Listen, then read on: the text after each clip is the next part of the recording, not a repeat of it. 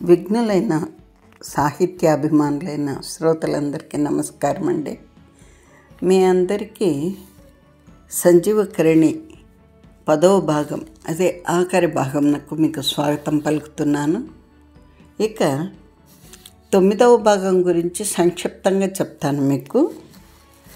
9వ భాగంలో చూసాము, దిల్హా దగ్గరికి ఆయన బప్పట్టుడు రావడము, కొంప మునిగిపోతుందని చెప్పడము, దిల్హాని హెచ్చరించడము, దిల్హాను తక్షణ కర్తవ్యం పాలించమని చెప్పడము, తాను సేనాధిపతి అయిన జాతకర్ణునితో మాట్లాడి సరిచేస్తానని చెప్పడము జరిగింది. తర్వాత దిల్హా కోర్టులోనికి పోయింది. అక్కడ పరిస్థితినంతా సమీక్షించింది. తర్వాత అంతఃపరిరక్షకుడైన భాగీరథి శర్మ చేసిన మోసము, అది కుట్ర ఆమెకు తెలిసింది. ఆమె భాగీరథి శర్మను పిలిపించింది, రాజుతో పిలిపించి భాగీరథి శర్మ తల నరికివేసింది రాజు ముందరే. తర్వాత రాజు అన్నాడు, నన్ను నేను రక్షించుకోగలను అని. రాజు తేజలాదీన్తో యుద్ధం చేశాడు. తేజలాదీన ఒక హెగ్గడి కత్తె. తేజలాదీనతో యుద్ధం చేసి తేజలాదీన రాజును తాకలేకపోయింది. 100 మాటలు ప్రయత్నించిన తన కత్తి రాజు పాదాల వద్ద పెట్టి పక్కకు తప్పుకుంది. అప్పుడు దిల్హా అంది, నాతో కూడా యుద్ధం చేయండి అని. నాతో యుద్ధం చేస్తే అప్పుడు నాకు కొంచెం తృప్తిగా ఉంటుంది, మిమ్మల్ని మీరు కాపాడుకోగలగరు అని. అలాగే దిల్హా రాజుతో యుద్ధం చేసింది. రాజు దెబ్బలు తాకకుండా తప్పించుకుంది. తనే రాజు భుజం మీద చిన్న గాయం చేసింది.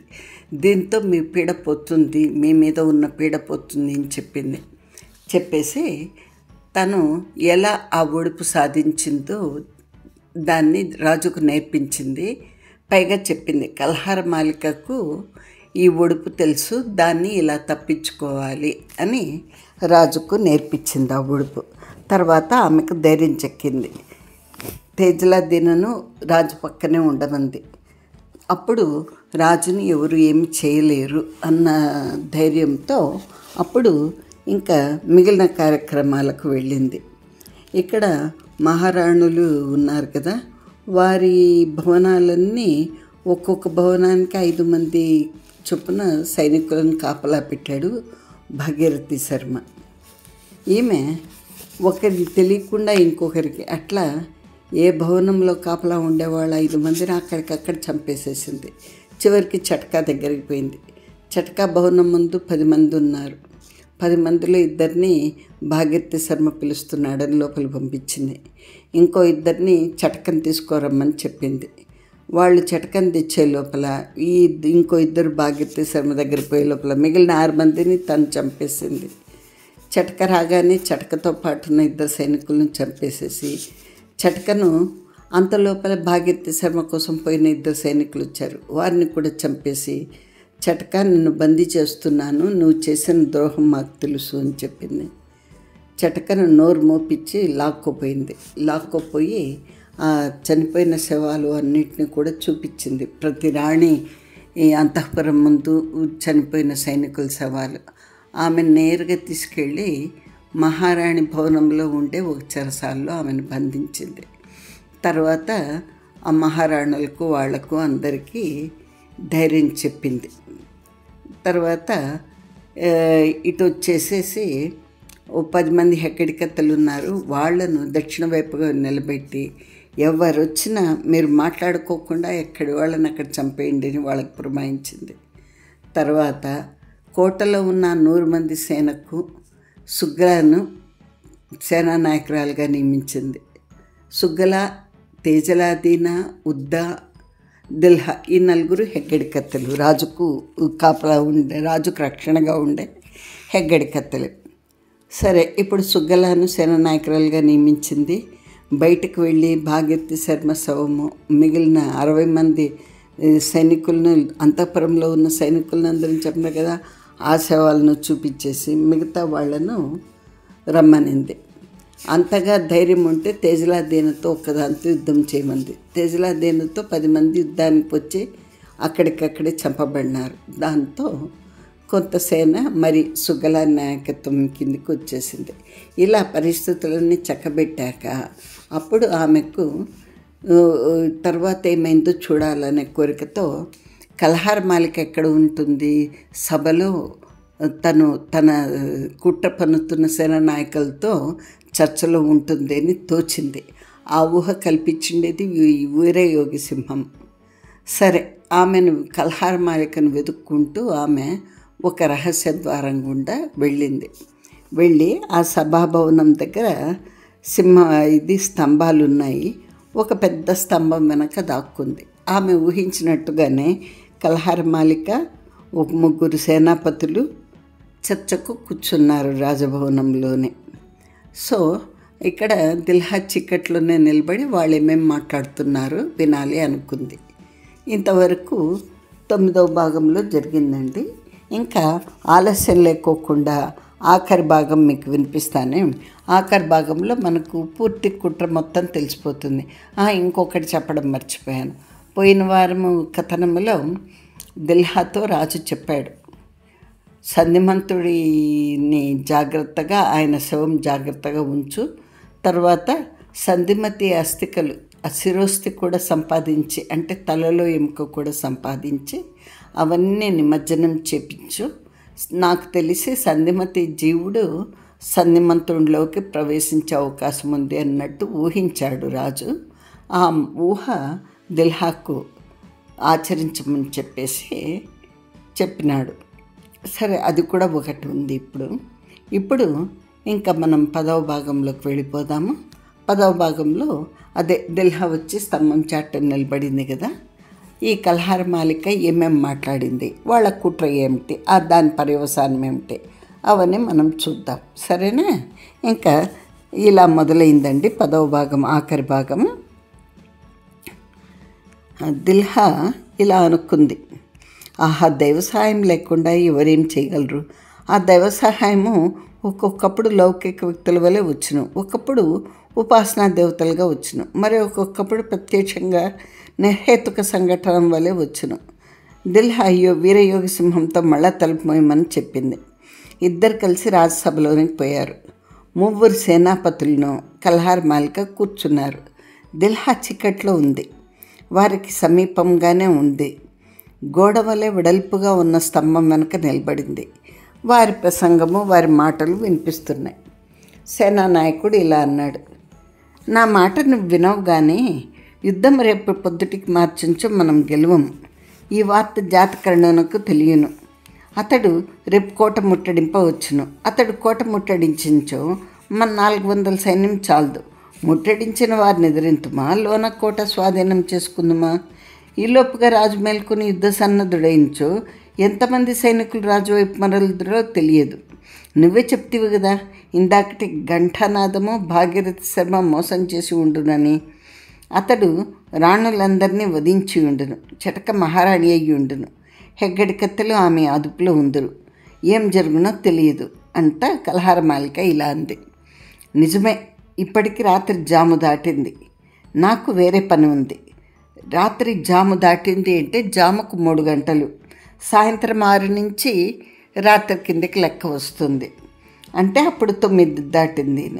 నాకు వేరే పని ఉంది. రాత్రి సరిగ్గా 2 జాముల వేళకు నేను ఒక చోటుకి వెళ్ళవలను. 3వ జాము అయినంతనే వత్తును. 4వ జామున మనం రాజును ముట్టడింతము, అంటే తెల్లవారుతుండగా ముట్టడింతము. అంతకుమించి గతి లేదు. లేనిచో నా ప్రయత్నమంతా వ్యర్థమగును.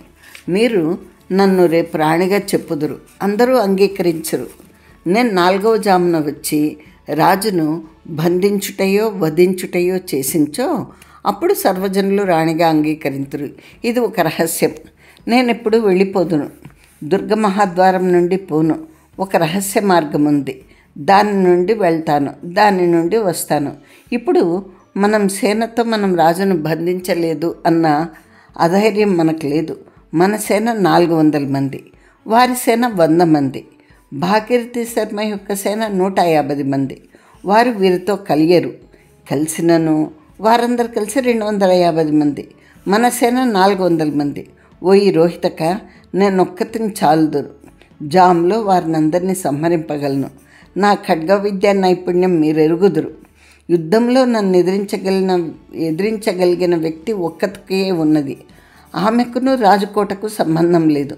ఆమె ఒక యోగిని. అంటే ఇక్కడ దిల్హా గురించి చెప్తోంది.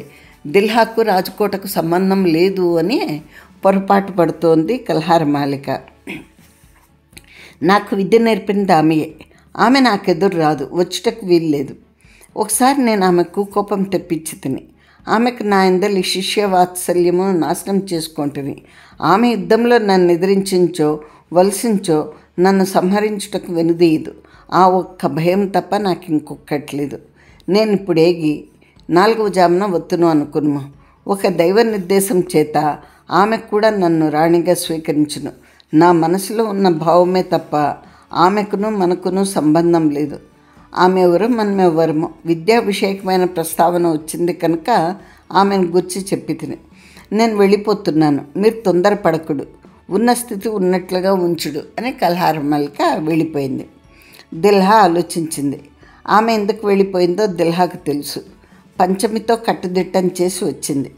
10-12 దినాల కిందటి పంచమి అయించో భయపడవచ్చు. ఆమె ఇప్పుడు గరకు తేలింది, రాటు తేలింది. అయినను తాను ఒక శ్రద్ధ పడవలేను. ఆమెలో కొత్త ఊహలు రానారంభించను. ఆమె వెలికి వచ్చను. మరలా ఇలా ఆలోచించింది. రోహితుకిని తక్కిన ముగ్గురిని ప్రస్తుతం వధించినచో, వధించిన వీరి శవములు సైనికులకు చూపించో యుద్ధం లేదు. కానీ కల్హార మాలిక వెంట శ్మశానం పోవలను. తాను ముందు ఈ పని చేస్తే కల్హార మాలిక నిశ్శక్తిమంతురాలగును. మరియు తనను గురించి కల్హార మాలికకు తెలియదు. తానిచ్చట ప్రధానమైన అంగరక్షకురాలని తెలియదు. ఇంకనూ తన వంటి 3 అంగరక్షకురాండ్రు ఉన్నారని తెలియదు. రాజు ఖడ్గ విద్య మహాదక్షుడని తెలియదు. కల్హార మాలిక ఎంత అజ్ఞానంలో ఉన్నది. ఆ జీవించుడగా దిల్హాకు జాలి వేసింది. ఈమె కన్నా చటక 1,00,000 రెట్లు నయం. వెలికి వచ్చిన దిల్హా మళ్ళా లోనికి పోయింది. 3 సేనాపతులను రోహితకులను కూర్చుండ్రి. దిల్హా ఇలా అంది. మీరు నన్ను ఎరుగుదురా? నేను మహారాజును అంగరక్షకురాలను. నా పేరు దిలహరి. మీలో ఒకరైనా నన్ను ఎప్పుడైనా చూసి ఉండవచ్చు అంటే రోహితకుడు అన్నాడు, అవును, నేను ఒకసారి చూసినాను అని. దిల్హా అంది, మహారాజు నన్ను మీ వద్దకు పంపాడు. మీరు కల్హార మాలికతో మీరు జరుపుచున్న కుట్ర అంతా రాజుకు తెలిసింది. మహారాజు గారికి ప్రతి నిమిషం నందు మీ కుటుంబంలో ఏం జరుగునో తెలియచున్నది. భాగీరథి శర్మ సంహరింపబడిన. అతని సైన్యంలో సగము చచ్చింది. ఎక్కువ భాగము రాజసైన్యంలో చేరింది. అనగా కోటలో ఉన్న సైన్యంలో 400 సైన్యం మీది, 200 సైన్యం మహారాజు గారిది. మీ కల్హార మాలిక మహాయోధురాలు, గొప్ప ఖడ్గ విద్య నేర్చిన వ్యక్తి. ఆ 400 సైన్యం మొగదలు నిల్చున్నచో ఆ సైన్యం 1000 మంది పెట్టు. ఆమె ఖడ్గ విద్యా నైపుణ్యం ఆమె మీకు తెలియచేసి ఉండును, చూపించి ఉండును. అందుకనే మీరు ఆమెకు వసులైనారు. ఆమెకు ఒక ఖడ్గ విద్యా గురువు ఉన్నది, మీతో చెప్పింది కదా. ఆ గురువు మందు తన ఆటలు సాగవని. ఆ గురువు ఎవరు యోగిని అనుకుంటోంది. ఆమెకును రాజకోటకు సంబంధం లేదు అనుకుంటోంది. ఆ గురువును నేనే. ఆ గురువునకు కోటనకు సంబంధం లేకపోవడం ఏంటి? ఆ గురువు రాజును అంగరక్షకురాలు. నేనొక్కతిని, మీరు 4 సైనికులు. సేనలో మీరు నేర్పిన సాహసం చేత తక్కిన 3 సేనాపతులైనారు. ఓ ఈ రోహితకుడా, నువ్వు సేనా నాయకుడైనావు. నేను రాజసభాభవనం యొక్క 4 ద్వారములు మూసివేస్తేనే మీరు పారిపోవటకు వీల్లేదు. ఇది రాజాజ్ఞ. మిమ్ము వధించి రమ్మని రాజు నన్ను పంపిన. మిమ్ము అన్యాయంగా వధింపను. కత్తులు దూసి నన్ను ఎదిరింపుడు. మీ రాజద్రోహం నాకు ఫలం ఇప్పుడే అనుభవించరు అనగా వారికి గుండెలు జారిపోయినాయి. ఇది నిజమేనా? ఈమెయే ఆమె గురువా? ఇదొక బూటకమా? కానీ వీరులైన వారు వెన్నది కత్తులు దూసి నిలబడినారు. నిలబడుట ఏమి, ఒక కుమ్మడి వారు ఎదిరించిరి. ఇంతలో దిల్హా మెరుపు తీగ వలె మెలికలు తిరిగింది. ఒక సార్వభౌముని హాస్యగాని చేతిలోని వెండి కర్ర వలె వంపులు తిరిగింది. వారి చేతుల్లోని 4 కత్తులు కింద పడిపోయినాయి. ఆమె చిత్రంగా అడుగులు వేసి 4 ఖడ్గములను తన పాదముల కింద క్లాక్కొంది. 4 దిగ్భ్రాంతులే నిలబడినారు. ఆమె ఇట్లంది, మిమ్ము వధింతునా, రాజు సన్నిధానమునకు తీసుకొని పోదునా? వారు 4 ఏకగ్రీవంగా ఓయమా, మమ్ము వధింపుము, రాజు సన్నిధానమునకు తీసుకొని పోకుము. రాజు యొక్క ఉప్పు తిన్న నోటితో మేము గడ్డి తిన్నాము.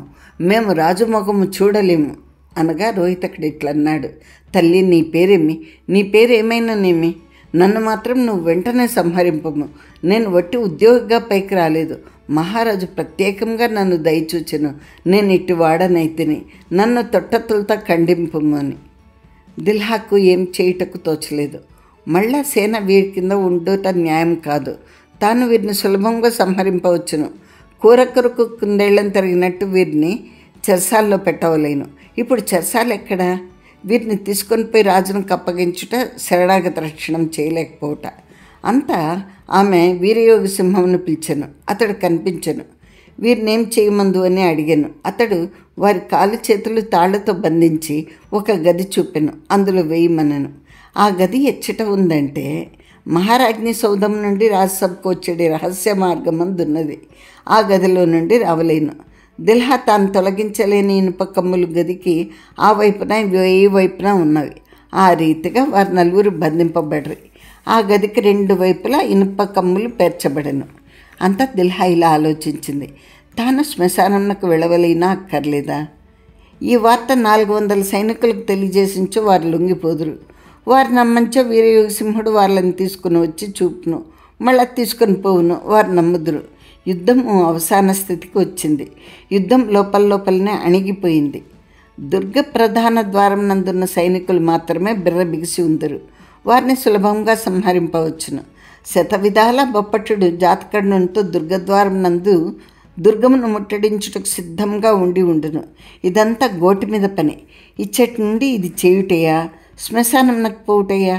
కలహార మాలికకు శిరోస్తు దొరికించో ఆమె ఆ అస్థికలన్నిటినీ గంగలో కలుపును. సంధిమతి యొక్క జీవుడు కలహార మాలికలో ప్రవేశించునా? లేదా ఆమె సంధిమతి యొక్క అస్థికలను తన వద్ద ఉంచుకొని ఆమె జీవుని ప్రేతంగా మలిచి తన అధికారంలో ఉంచుకున్న? ఆమెయు అట్టిదై ఉండదు. ఆమెయు నేవియో క్షుద్ర ఉపాసనలు చేసి ఉండును. ఆ ఉపాసనల స్వరూపం నాకు తెలియదు. ఆమె అస్థికలను ఎందుకు సంపాదించుచున్నదో తెలియదు. మహారాజు వైదికమైన విషయం చెప్పినాడు. అవైదికములై శాబరములైన ప్రక్రియలు చాలా కలువు. అచ్చట ముంచుకొని పోవున్నదేమున్నది? పోయి తేజలాదీనతో చెప్పెదను. ఏమీ భయం లేదు. ఆ సేనకు మనకు యుద్ధం లేదు. వారు తూగిరారు. తెల్లవారు వరకు అట్లే ఉందరు. మహారాజు జాగ్రత్తగా ఉండవలసిన అవసరం లేదు. మహారాజు సుఖంగా నిద్రపోవచ్చునని తేజలాదీన్తో చెప్పెదను. మహారాజుతోనే చెప్పెదను, ఇచ్చట ముంచుకొని పోవున్నదేమీ లేదు అని.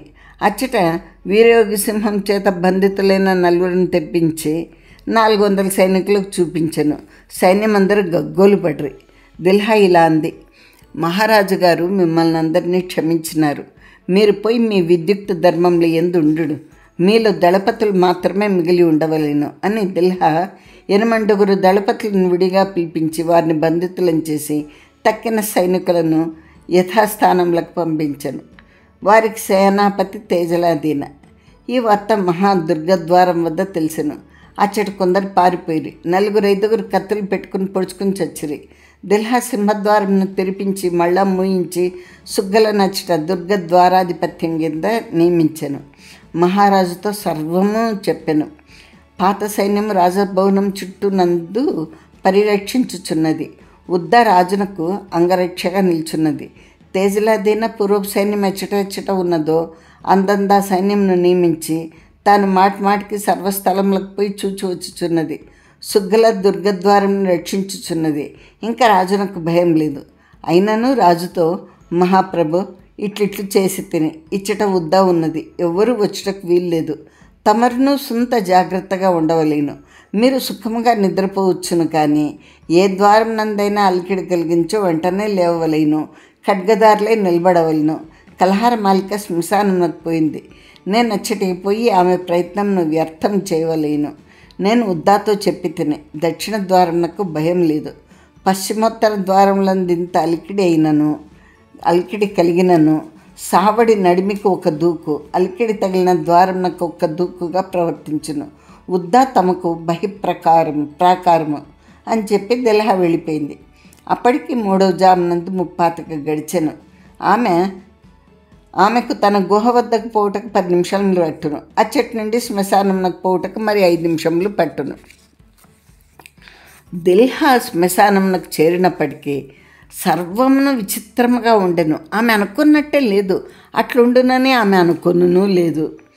పంచమియు కలహారమాలికయు కలిసి ఉందరని, కలహారమాలిక పంచమిని బెదిరించుచుండుననియు, లేదా పంచమి అది వరకే కలహారమాలికకు శిరోస్తి ఇచ్చి ఉండును, కలహారమాలిక అస్థికలను నదిలో కలుపుచుండవలేనని ఏమేమో ఇట్లా భావించింది. కానీ అక్కడ జరుగుతున్నది వేరు. ఒక శిలాపలకం వెనక కలహారమాలిక దాగి ఉంది. ఒక పెద్ద చెట్టు దగ్గర బండ ఉన్నది, దాని వెనక పంచమి దాగి ఉంది. మరి ఇంకొక రాతి వెనక ఈశానుడు దాగి ఉన్నాడు. ఆ నడుమ సంధిమంతుని శవము నేల మీద ఉన్నది. ఆ శవమును ఎవరు నేల మీద పెట్టరో తెలియదు. ఈశానుడే తొలగించినేమో తెలియదు, కలహారమాలిక తీసినేమో తెలియదు. అట్టి సమయంలో దిల్హా చెడిగిపోయాను. దిల్హా తనకేమీ తోచక తానును మరొక చోట దాగి ఉంది. వారి ముగ్గురును దాగి ఉన్నారు కనుక తానును దాగి ఉండరు. ఇంతలో శ్మశాన భూమి అంతయు ఒక సువాసన చేత నిండింపబడిన. ఈ గాలి ఎచ్చడిది? ఇది తానెరిగి ఉన్న ఏ పుష్పం యొక్క వాసన చేతను నిండి ఉండలేదు. ఇది ఏదో దివ్యమైన తావి అయి ఉండవలను. నందనవన పారిజాతముల పరిమళమా? కల్పవృక్షముల యొక్క కొమ్మలు నరికి ఎండించిన చెక్కలతో తీసిన గంధం యొక్క వాసనయ్య. ఇట్లా ఒక్క నిమిషం గడిచింది. మరియు అంతలో పరిమళములతో పాటు మరి ఏదియో ధ్వని వచ్చెను. ఉచ్ఛండలాడ నాదోద్ఘుష్ట గంఠౌ ఘటాంకృతములైన చండములైన డమరులు నిర్ఘోషముల చేత గుర్గురమైన ధ్వని వచ్చెను. ఆ ధ్వని కర్ణపుటములకు నిర్భరంగా ఉండెను, భరించలేనంత ఉంది. ఇంతలో ఏవో కొన్ని ఆకారములు కనిపించనారంభించెను. శ్మశానమంతయు వెలుగుతో నిండి ఉండెను. ఆ వెలుతురు సూర్యకాంతితో ప్రతిస్పర్ధిగా ఉండెను. ఒక పెద్ద తేజ పరివేషం కనిపించెను. ఆ పరివేషం నందు యోగినులు బాసింపజొచ్చిరి. ఆ యోగినులందరూ దాత్రియందు పడి ఉన్న సంధిమంతుని చుట్టూను చేరిరి. వారతని చుట్టూను నృత్యం చేయుచుండిరి. ఢమరు నిస్వనములు, శూలములు విసరుటలు, వారి జటాంతములందు వేలాడుచున్న రుద్రాక్షలు పరస్పరం కొట్టుకొంచుట చేత పేలుటలు, మోగుటలు దృశ్యము బీభత్స రమణీయంగా ఉండెను. వారు నృత్యం చేయుచునే ఉన్నారు. మరి ఎవ్వరో స్త్రీమూర్తులు వచ్చిరి. వారు ఎర్రని ఆకారం కలవారు, ఎర్రని నేత్రములు కలవారు. వారు సంధిమంతుని కంకాళం చుట్టూ కూర్చుండిరి.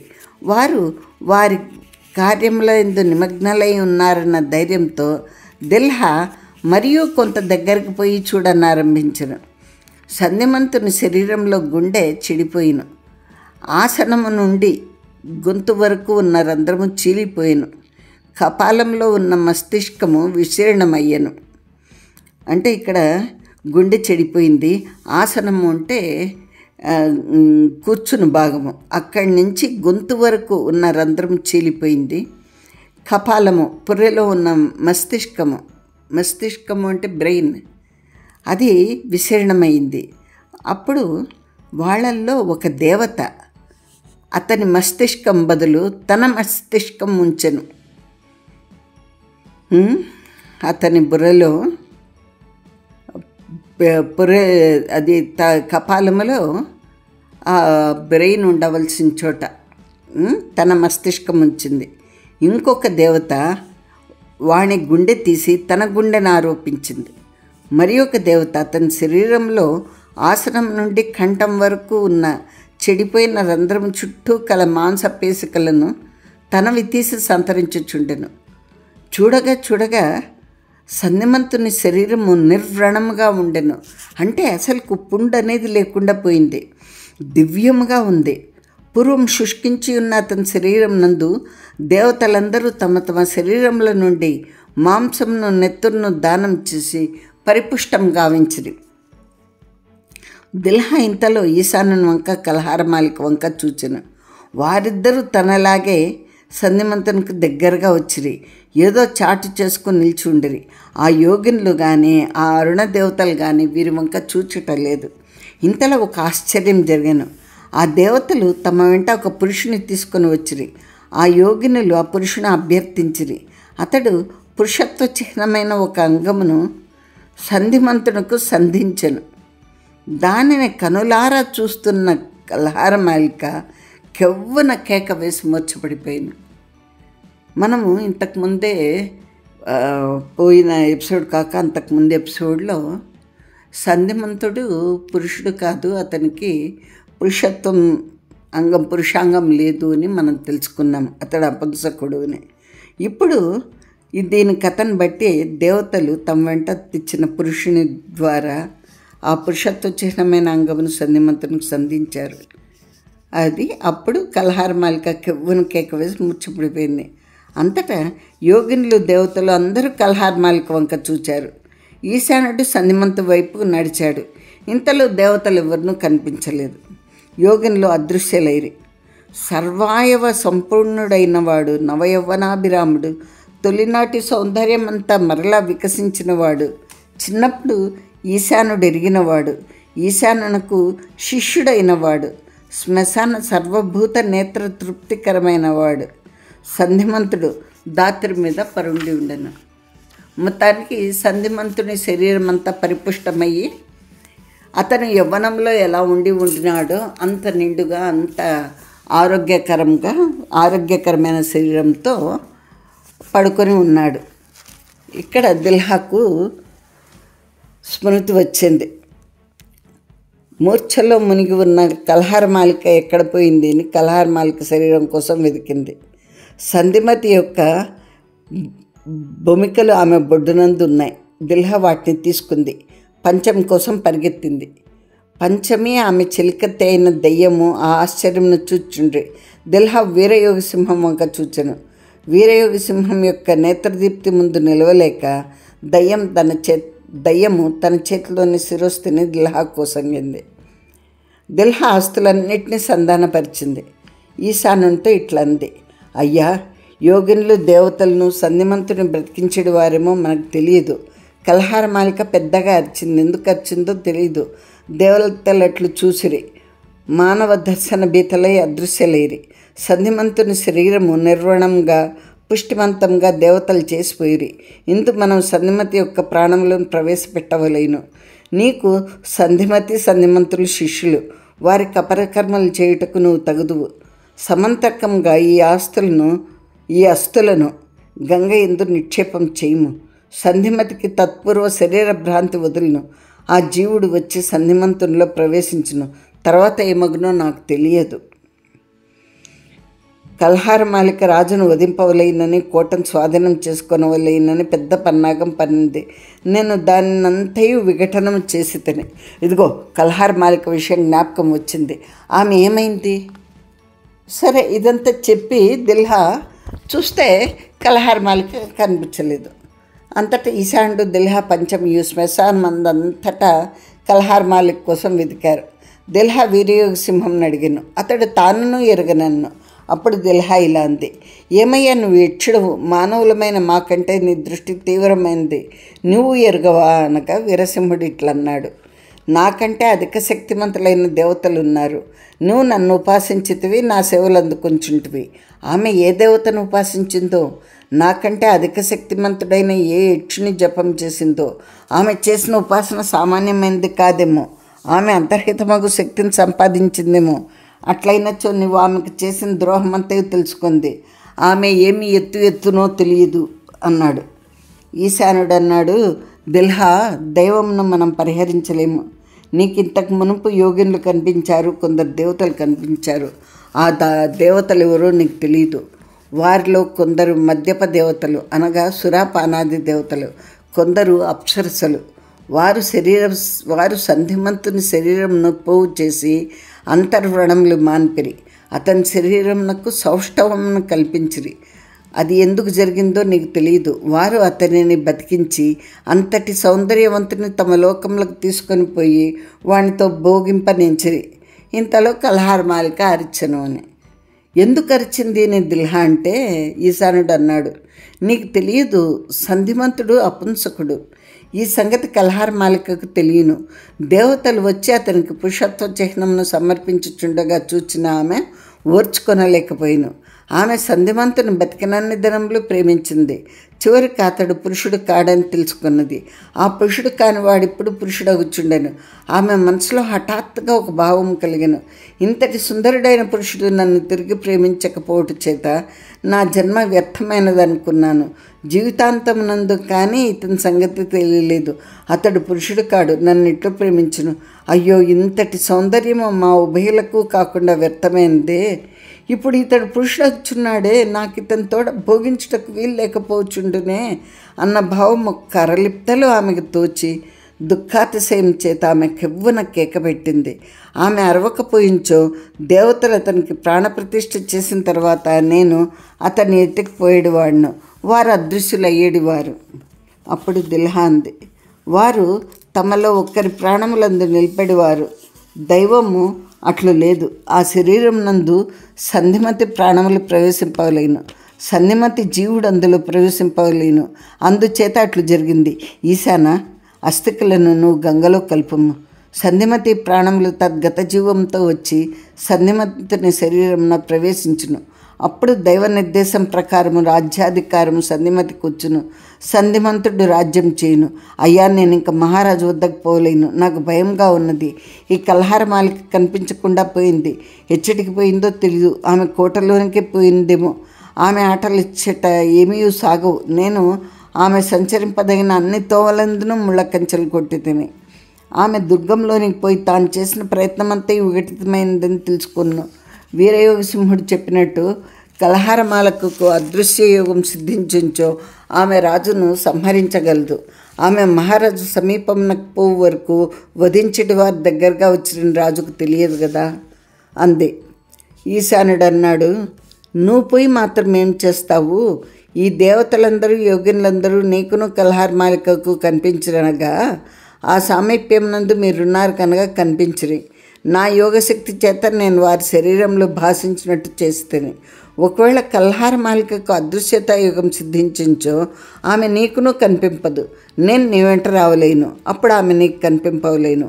అప్పుడు నువ్వు రాజును రక్షింపగలవు అని దిల్హా అంది. ఈశాన, రాజును రక్షింతము, ఆయన బతికి ఉండును. ఇచ్చటి సంధిమతి జీవసహితుడైన సంధిమంతుడు రాజ్యంకు సిద్ధంగా ఉండును. అప్పుడేమగును? ఎవరు రాజు కావలేను? దైవంను దాని అంతటా దానిని సాగనీయని వారు దైవం యొక్క సాగనీయని వారు దైవంను దాని అంతటా దానిని సాగనీయని వారు దైవం యొక్క కార్యములలో తాము వేలు పెట్టి కురువితో తలగొక్కుందురు అంది దిల్హా. ఈశానుడు అన్నాడు, ఓ ఎమ్మా దిల్హా, మనము దైవం యొక్క కార్యకలాపంలో జోక్యం కనుకొంచుంటమందువా కల్పించుకున్నట్లు అనిపించును. విధి విలాసం అట్లు జరగవలసి ఉండియే నువ్వు అట్లు చేసితివి, నేను ఇట్లు చేసి తిరిగి. దైవం ఇంతవరకు ఇట్లు చేసిను, ఇంక ముందేం చేయను మనకు తెలియదు. నేను సంధిమతి అస్థికలకు గంగలో కలుపుదును, సంధిమంతుడు బతుకును. సంధిమంతుని ఈ గుహలో దాచి ఉంతము, మనం అప్పుడు రాజకోటలోనికి పోదాము అన్నాడు. ఈశాండు దిల్హాయిను రాజకోటలోనికి పోయినప్పటికీ తెల్లవారింది. ఇద్దరు రహస్య మార్గమున పోయిరి, రాజభవనంలోకి పోయిరి. వారు పశ్చిమ ద్వారం నుండి పోయిరి. ప్రాగ్ద్వారం నందు నిలిచి ఉండని యుద్ధ కనిపించుచుండనే ఉండెను. వారు చూచుచుండగానే ఈశానుని యోగశక్తి చేత రాజు గుండెలో కత్తిని నింపుచున్న కలహారమాలిక దిల్హా నేత్రంలోకి కనిపించెను. రాజు కెవ్వున కేక పెట్టెను. ఉద్దా రాజు వద్దకు ఒక్క దూకు దూకింది. ఉద్దాకు కారణం తెలియలేదు. ఉద్దా ఎప్పుడు దూకిందో దిల్హా అప్పుడు దూకింది. కలహారమాలిక ఎంత జాగ్రత్త కలదనగా తాను అదృశ్యరాలనని తనకు తెలిసి కూడా లిప్తైక దేశం నందు దిల్హాను కత్తితో ఎదిరించరు. ఇద్దరు కత్తి యుద్ధం చేయుచుండ్రి. కలహారమాలిక, నువ్వెవరువు? నేను నీకెట్లు కనిపించి తిని అంది. నా పేరు దిల్హరి, నీకు ఖడ్గ విద్య నేర్పింది నేనే. నీ అదృశ్యతాయుగం నాకు తెలియను. ఓసి కలహారమాలిక, ఓసి రాజద్రోహి, నీ అదృశ్యతాశక్తి ఉపహరించుకొను, లేదా నేను దానిని భేదించదను. నేను భేదించో నువ్వు వెంటనే దాత్రి మీద శవంగా పడిపోయేదువు. నాతో కత్తి యుద్ధం చేయలేవు కదా, అప్పుడు చేయి జాలవు కదా. నీవు ఒకవేళ నన్ను గెలిచించో రాజ్యం నక్కు నీవు అర్హురాలు కావచ్చు. మహారాజు విజయేశ్వరునికి క్షత్రియ స్త్రీ ఎందుకు కలిగిన సంతానము, నువ్వు బ్రాహ్మణ స్త్రీ ఎందుకు కలిగిన సంతానం. ఆయన నీ కన్నగారు. సోదరవద పాపం నీకు చుట్టుకున్నది. ఓసి దుర్జనరాలా, నీ అదృశ్యతాయోగం ఉపసంహరించి నిన్ను చంపట నాకు ఇష్టం లేదు. నిన్ను ఖడ్గాంతంన చంపెదను. మహారాజునకు ఇంకన కొన్నూపిరి ఉన్నది. నా మాటలు వినిపించుతూనే ఉన్నవి. నిన్ను వధించి ఆయనకు తృప్తి చేసేదను. నువ్వు అదృష్టవంతురాలువు. మహారాజు ఎంతటి ఖడ్గ విద్యా నిపుణుడో నీకు తెలియదు. ఆయన నిన్ను వధించేటివాడు. నీవు మహారాజును సోదరీ వధ పాపం నుండి రక్షించుతివి. సోదరవధ పాపంను నువ్వు మూటగట్టుకుంటువి. ఈ మాటలు దిల్హా అంచుండగా జాతకరుడు బప్పట్టుడు లోనికి వచ్చిరి. బప్పట్టుడు ఆ మాటలు వినను. గుండెలో కత్తి దిగి ఉన్న రాజును చూశాను.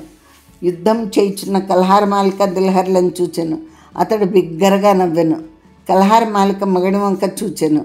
ఆ ఏమరపాట్లో దిల్హా యొక్క ఖడ్గము కల్హార్ మాలిక దక్షిణ బాహువును అంటే కుడి చేయిని ఖండించింది. మెడ తిప్పు లోపల వామబాహువును ఖండించింది. కల్హార్ మాలిక మొండెమై నేల మీద పడి ఉండెను. దిల్హా బప్పట్టుని వంక చూచెను. ఎందుకయ్యా అట్లా నవ్వితివి? బప్పట్టుడు అన్నాడు, నువ్వు అంచున్న మాటలు నేను వించుంటేనే నాకు నవ్వు వచ్చింది అన్నాడు. నేనేమన్నాను అని దిల్హా అంటే మళ్ళీ బప్పట్టుడు అన్నాడు, సోదరీవధ పాపంను రాజునకు తొలగించి సోదరవధ పాపంను కల్హార్ మాలిక మూటగట్టుకున్నదని అన్నావు. ఆ మాటకు నాకు నవ్వు వచ్చింది అన్నాడు. అందులో నీకు నవ్వు రాదగిన విషయం ఏమున్నది అని దిల్హా అంటే, ఏమున్నదందువా, కల్హార మాలిక సోదరవధ పాపంను మూటగట్టుకున్నటయే కాదు, నీ చేత కూడా సోదరీవధ పాపంను మూటగట్టించింది అన్నాడు. ప్రాణం పోని కల్హార మాలిక తాను బాధపడుతూనే బప్పట్టుని వంక చూసింది. దిల్హా అంది, అయ్యా నువ్వన్నమాట నాకు అర్థం కాలేదు అని. అప్పుడు బప్పట్టుడు అన్నాడు, నీ పేరు దిల్హా కాదు, నీ పేరు దిలహరి. కల్హార మాలిక తల్లి ఆనందవల్లిక, నీ తల్లి మేఘవల్లరి. ఆనందవల్లికకు నీ తల్లి మీద ఈర్ష్య కలిగినది. విజయేశ్వర మహారాజుకు వారిద్దరూ భార్యలే. మహారాజు మేఘవల్లరిని కూడా ప్రేమించుట ఆనందవల్లికకు ఇష్టం కాకపోయిను. రాజు చనిపోయిను. తత్పూర్వం వారికి అండగా ఉన్న చిరంతకుడు చనిపోయిను. అంతటా నీలభల్లటుడన్న బ్రాహ్మణుడు వారికి బంధువు వలె వచ్చెను.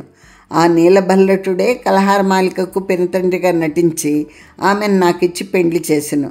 తత్పూర్వం అక్కా చెల్లెండ్రిద్దరూ విడివేడ్రి. నీ తల్లి అయిన మేఘవల్లరి కిరాతులను అనుసరించిపోయిను.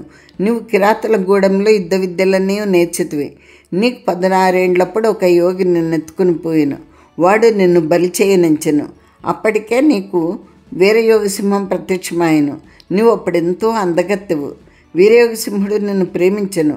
ఆ యోగి యొక్క దురూహ నీతో చెప్పెను.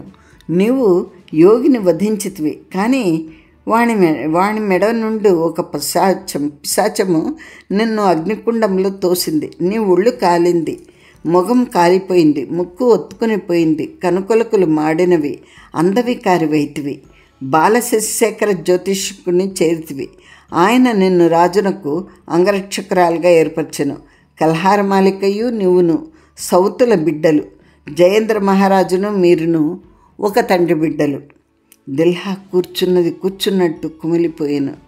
కొంతసేపు దుఃఖించి రాజు వద్దకు వచ్చి రాజశవం యొక్క పాదములు పూని తల వంచుకొని కన్నీరు కార్చనారంభించింది. కల్హార్ మాలిక ఇలా అంది, ఓ దిల్హరి, నేను నిన్ను చిన్నప్పుడు ఎరుగుదును. అప్పటికి నీకు 4 ఏండ్లో 5 ఏండ్లో. ఎంతో అందమైన పిల్లవు. అప్పటి నీ ముఖం నాకు గుర్తున్నది. జీవితంలో నిన్నెప్పుడు చూచినను గుర్తుపట్టగలను అనుకుంటుని. నువ్వు నట్లు మారిపోతువి. నేను సోదరద్రోహంనే కాదు, రాజద్రోహంను చేసి తిని. మహారాజు నాకు సోదరుడని తెలియను. ఆ సంగతి కూడా నాకు బప్పట్టుడే చెప్పాను. తెలియనిదొక్కటియే, నువ్వెవ్వతవో యోగినివి. నాకు ఖడ్గ విద్య నేర్పుటకు వచ్చితివి అనుకుంటుని. నువ్వు రాజునకు అంగరక్షకురాలువని ఎరుగను. నేను రాజును తెల్లవారక ముందే చంపవలసింది. కోట అంతా పరిశీలించి తిని నా ప్రయత్నం అంతా విఫలం చేసితివి. ఎవరో మహానీతిమంతురాలు, అనన్య సామాన్య శక్తిమంతురాలు, మహావ్యూహ నిర్మాణ కుశల ఆమె అయి ఉండవలేనని అనుకుంటుని. ఆమె ప్రతిభ యందు నేను నిలవలేనని తెలిసింది. రోహితకాదులు బంధింపబట్ట కూడా తెలుసుకుంటుని. నువ్వు రాకముందు రాజును వధించి తిని. నువ్వు రాకముందు నేను రాజును హరించించో నువ్వు నిస్సహాయురాలు అవుదువు అనుకుంటుని. ఇంతటి మహాకార్యం చేసిన ఆ స్త్రీ ఎవరో ఆమెకు సంధిమతి సంధిమంతుల కథ తెలియదు కదా. ఆమె రాజు యొక్క మరణానంతరమున నన్ను అంగీకరించును అనుకుంటుని బప్పట్టుడి మాటల వలన తెలిసింది. నువ్వు సంధిమతి సంధిమంతులను ఎరుగుదువు, బప్పట్టును ఎరుగుదువని నేను అనుకుంటుంటిని. నిజమేనా? దిల్హా అంది. సంధిమతి అస్థికలు నీకు అమ్మించినది నేను, పంచమి చేత శిరోస్తి నీకు దక్కకుండా చేసినది నేను. నువ్వు కల్హార మాలికవు అనుకుంటుని, నా సౌతి తల్లి కుమార్తెవని నాకు తెలియదు అంది. ఇప్పుడు నన్ను వధించినందుకు దుఃఖపడుచుంటివా అని కల్హార మాలిక అడిగితే, మహారాజును వధించినందుకు నువ్వు దుఃఖపడుచుంటివా అంది దిల్హా. తల్లిప్తైక దేశ భాగమున కల్హార మాలిక ప్రాణములు పోయిను. ఆనాడు రాజు యొక్క అపరకర్మలు రాజభోగమునకు అనుకూలంగా నిర్వహింపబడిన కల్హార మాలిక శవం కూడా రాజవంశీయులకు ఏర్పడిన శ్మశానం నందే దహింపబడెను. మరినాటి పొద్దుటికి సర్వరాజ్యము బప్పట్టుని అధికారం నందు నిలిచెను. జాతకరుడని ఖడ్గం నందు నిలువబెట్టబడెను. ఆనాటి మధ్యాహ్నం దిల్హా యొక్క గుహలో సంధిమంతునకు రాజవేషము సంతరింపబడిన. వేషమంతయునైన తర్వాత ఈశానుడు సంధిమంతుని పాదములకు పంచమి చేత కుట్టి చెప్పులు తొడిగించును.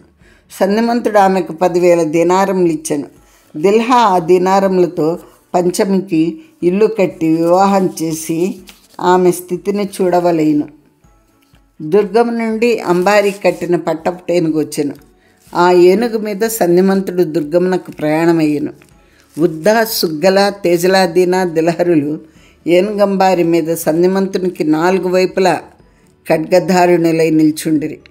రాజసభా భవనం మహామంత్రులు, సేనానాయకులు, పౌరులలోని ఉత్తములు పెద్ద సభ తీర్చిరి. సంధిమంతుని రాజుగా ఎన్నుకొన్నారు. సభ అయిపోయిన తర్వాత మహారాజు సింహాసనం నుండి దిగి రాజభవనంలోనికి పోయాను. పరిచారికలు వచ్చి రాజు యొక్క దుస్తులు, ఆభరణములు అన్నీ ఒకరు తీసేటివారు, మరి ఒకరు అందిపుచ్చుకునేవారు, మరి ఒకరు సర్ది పెట్టేవారుగా ఉండేది. సంధిమంతుడు తన పాదరక్షలను విడవబోయిన అంతవరకు రాజు తల వంచి కిందకి చూడలేదు. రాజు దృష్టి నేల మీద పడిన. పంచమి ఆ పాదరక్షలను అందుకొంచుండెను. సంధిమంతుడు నువ్వెట్లు వచ్చితివి అనెను. పంచమి ఇలా అంది, మహాప్రభు, నాకు 10,000 దీనారములు వద్దు, నాకు ఇల్లు వద్దు, పెండ్లి వద్దు. నేను బతికినన్నాళ్ళు ఈ ఉద్యోగంనే చేయుదును అంది. రాజు నవ్వెను. దిల్హా కత్తి ఒరి నుండి తీసెను, జుళిపించెను. ఆ జుళిపింపులో నుండి వెలువడిన వజ్రముల కాంతులు తత్పురస్థాకాశమున రాజా అన్న అక్షరములను కల్పించెను. ఇలాగా ఇక్కడితో ఈ నవల ముగిసిపోయిందండి. ముగింపు మీకు బాగా నచ్చుంటుంది అనుకున్నాను. మొత్తానికి దైవము అనుకున్నది మానవులు ఎవ్వరినూ పరిహరింప చేయలేరు. అంటే దైవం ఏ రకంగా సంకల్పించిందో ఆ రకంగా జరుగుటకు మనము ఆయన చేతిలోని, దైవం చేతిలోని కీలుబొమ్మల వలె ఆడుతాము అనేది అర్థమైంది. మొత్తానికి సంధిమతి జీవుడు సంధిమంతుని శరీరంలో చేరి రాజ్యాధికారం తీసుకున్నారు. అంటే మొత్తానికి సంధిమతికి రాజ్యాధికారం దక్కినట్టే. ఎందుకంటే సంధిమతి జీవుడు సంధిమంతుడి శరీరంలోకి ప్రవేశించాడు కనుక సంధిమంతుడు పురుషుడైనాడు. ఇంకా సంధిమంతుడి వంశము రాజ్యపాలనకు, కాశ్మీర రాజ్యపాలనకు వచ్చింది అని అర్థం. ఇది యాక్చువల్గా చరిత్ర ప్రకారము, కల్హండి రాజతరంగిణి ప్రకారం కూడా ఇలానే సంధిమంతుడు రాజ్యానికి వచ్చినాడు అన్నట్టుగా ఉంటుందన్నమాట. ఇది ఒక చారిత్రక నవల. ఇది ఆర్ఎస్ పండిట్ అనే ఆయన, అంటే విజయలక్ష్మి పండిట్ గారి యొక్క భర్త, జవహర్లాల్ గారి బావగారు కల్హణన్ రాజతరంగిణిని ఇంగ్లీష్ భాషలోనికి ట్రాన్స్లేట్ చేశారు. ఆ ట్రాన్స్లేట్ చేసిన దానికి ముందు మాట రాసిండేది కూడా జవహర్లాల్ నెహ్రూనే. ఈ రాజతరంగిణి 8 వాల్యూమ్స్ అన్నమాట, 8 తరంగముల గ్రంథం. ఈ కథ అందులో 2వ వాల్యూంలోది. జయేంద్రుడన్న రాజుకు సంతానం లేదు. అతని మంత్రి పేరు సంధిమంతుడు. సంస్కృత రాజతరంగిణిలో సంధిమత్ శబ్దము అది పుంలింగంగానే ఉంది.